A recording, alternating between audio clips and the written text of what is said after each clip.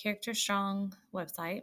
So once we get logged in, there's your dashboard, and over at the side, you know where you find your Tier 1 curriculum, right there for all grades, kindergarten through 5th. And below that is an area called Tier 2 Solution. So grades K through 2 is kind of my homepage for Tier 2 Solutions. And we have skill building curriculum and performance based assessments. Those are my two favorite links to go to. Down at the bottom, there's also some quick links if you want to explore there, but I go to skill building curriculum often because this is what I usually teach my students that pull out in small group for social skills and adaptive skills.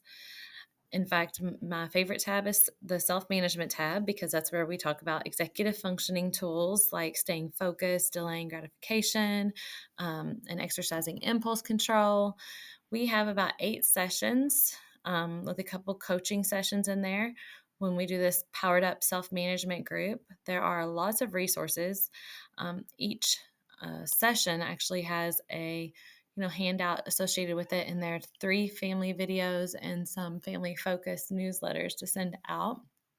These groups also usually involve a mentor. I am my students' mentor, but sometimes they'll tell me about family mentors or other mentors in the building, so that's some resources we can use to kind of get some other mentors around.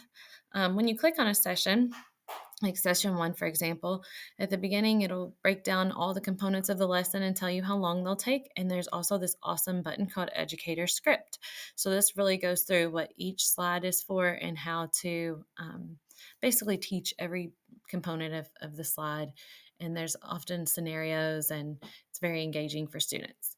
The other button, performance-based supports, that I love to also access, goes over what are those performance-based supports that we can do for those Tier 2 students, and I use for my ECE students to help keep them on track. These are evidence-based, and we have a lot of research backing that these will support behavior. So our first one is behavior contracts. Second is a check-in and check-out. I use that one often. Third, class pass. Fourth, pre-correction plans. Fifth, school family communication system. And sixth, we have self-monitoring. My students use self-monitoring charts. They also have a check-in and check-out daily with me. I've noticed that because I do that with my students, other students really like that self-monitoring. You're going to see me click on a resource here, and it will go to a page and say, whoops, can't open this. That's because it says DOCX on it. So my Chromebook does not like to open DOCX. It will go through that loop no matter what I do. And if you want to open up any of these, I suggest you open up the PDF or the one that just says DOC doc, because that's like a Google Doc. So I'll show you what that looks like. Go here to check in and check out, and I'm going to click on the PDF or the doc version, and then you can just make a copy from there. And these are some check-in and check-out examples. I like to use the faces for my really primary grades, kindergarten and first grade.